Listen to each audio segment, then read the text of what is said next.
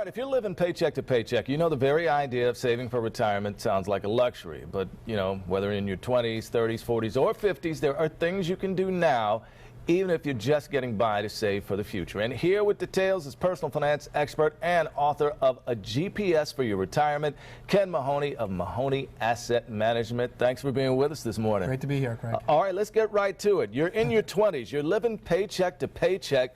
Hard to put anything away, you think, but you got to do it, right? Yeah, you know, 20 years old, I mean, my gosh, what a great time to It's a sweet spot. It is a sweet spot. Before you have a lot of expenses, maybe living at home, what a great time to sock money away. And the compounding effect over time. You really got to put money away in the 20s. It gets harder down the road. So let me give you an example. Okay. Let's say you can put $5,000 in a year. I know it's difficult, but I just want to show the compounding effect. Sure. At 5% at age 65 is nearly $800,000. Wow. That's pretty insane. Now again, granted, a lot of 20-year-olds are social. Sure. Right, so they're social butterflies, or social, social media, everything.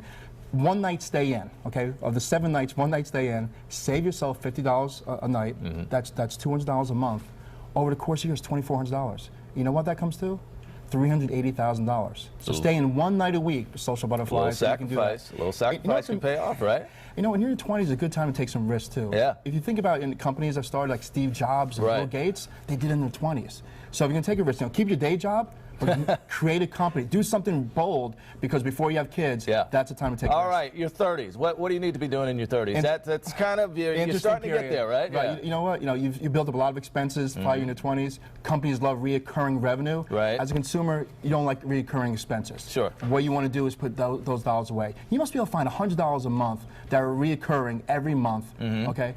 That's $1,200 a year. Okay. It's over $100,000 you can save by the age of 65 just by finding two items that are reoccurring every month. All right, so you're in your 40s. Now's the time you might want to start thinking about worrying a bit. Well, guess what? In your 40s is the most difficult time. Okay, you're not in your peak earnings years, but you're in your peak expenditure years. You have a mortgage, you may have kids, but you know what you can do? Put money away into your 401k plan. If the company matches, match as much as you could put into there. Okay, so you got to step it up a little bit. Step it a little bit, yeah. All right, let's talk about your 50s and your living paycheck to paycheck. This is almost a red alert time, isn't it? Yeah, in your 50s, by the way, is a sweet spot. You know, it gets a little bit easier, and the reason why is you're probably at your peak income years. Your expenses should be waning a bit. Mortgage are paid off a bit. College expenses perhaps are paid off. Maybe inherited some money.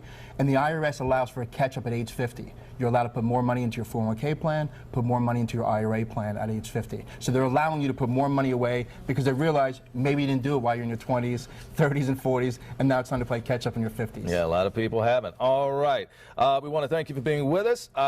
Ken Mahoney. Let's see, the book is GPS for Your Retirement, Mahoney Asset Management, and we're going to have more details on our website on these strategies. Get to saving now. Ladies. Save a couple of bucks and you can actually really save big. Thanks, Craig, for that information.